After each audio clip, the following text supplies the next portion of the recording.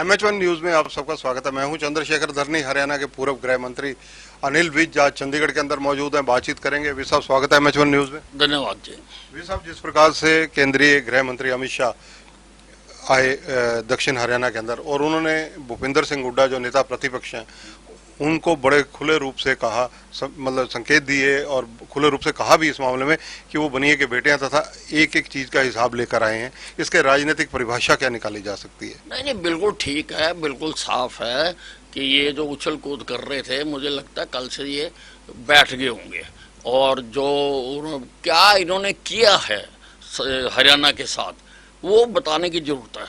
जो 10 साल का इनको राज मिला, 10 साल में जो कुछ इन्होंने किया, जो किसानों की जमीनें लूटी इन्होंने, जिस प्रकार से हुड्डा की गाड़ी जिधर जाती थी किसान खेत छोड़ के भाग जाते थे, लोगों की सस्ते दामों पे जमीनें खरीद खरीद के और बिल्डर माफिया को दे दी।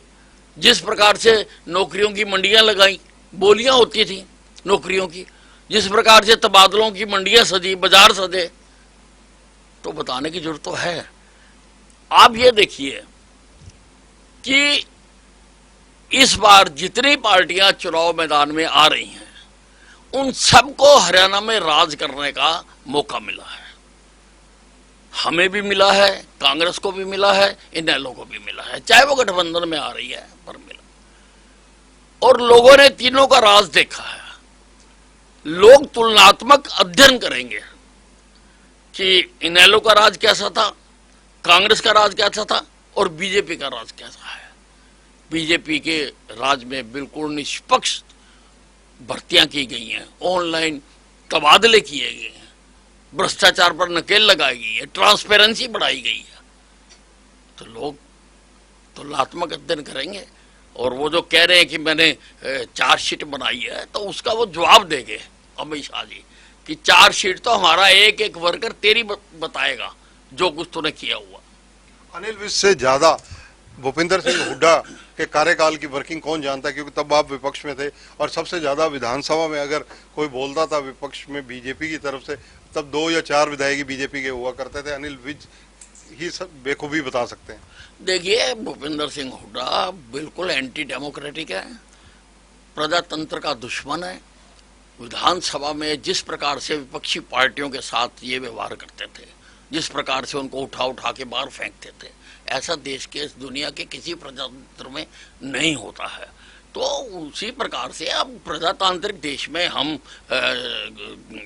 रह रहे हैं, तो पार्टियों की इंटरनल डेमोक्रेसी भी होनी चाहिए। वही पार्टियां देश के प्रजातंत्र की भी रक्षा कर सकती हैं। ये कोई तरीका थोड़ा कि आप विधानसभा में किसी को बोलना ना दें और उठा उठा के बाहर फेंक दें उनको। भाई साहब, जिस प्रकार से 18-20 दिन के अंतराल में अगर अमित शाह पहले पंचकुला आते हैं, यानी जीटी रोड बेल्ट को कवर करते हैं, उसके बाद दक्षिण हरियाणा में आते हैं जो अहिरवाल बेल्ट है, और दोनों बेल्ट पर बीजेपी का विशेष फोकस है। आप पुराने पॉलिटिशियन हैं, इसमें किस प्रकार से बीजेपी को और मजबूती मिल सकती है? आपका सुझाव क्या है?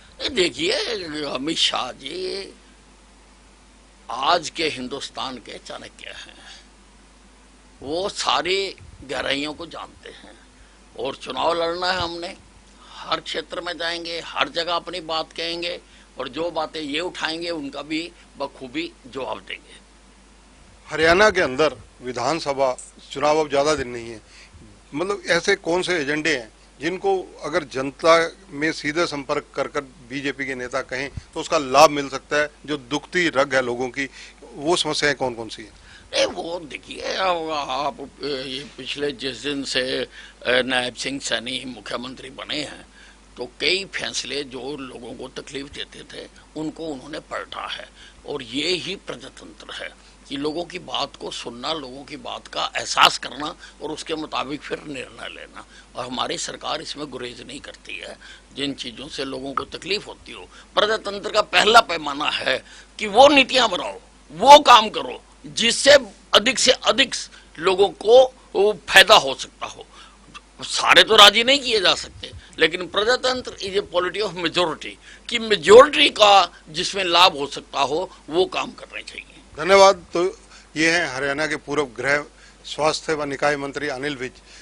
चार्जशीट जो कांग्रेस ने जारी की है 15 सूत्रीय, यथार्थ में इस चार्जशीट का क्या जवाब है, अनिल विज बेखूबी जानते हैं। और केंद्रीय गृह मंत्री जिस प्रकार से अमित शाह कल कहकर गए हैं और जो चीजें भूपेंद्र सिंह हुड्डा को बिल्कुल सीधे स्पष्ट और सरल शब्दों में कहकर गए हैं, उससे कई राजनीतिक संकेत मिलते हैं। अनिल विज पुराना कार्यकाल हुड्डा का बेखूबी जानते हैं और उनका और कैसे अच्छे तरीके जवाब दिया जा सकता है, उनमें क्या क्या और पॉइंट उठाए जा सकते हैं, ये अनिल विज सहजता से अभी MH1 के दर्शकों को बता रहे थे।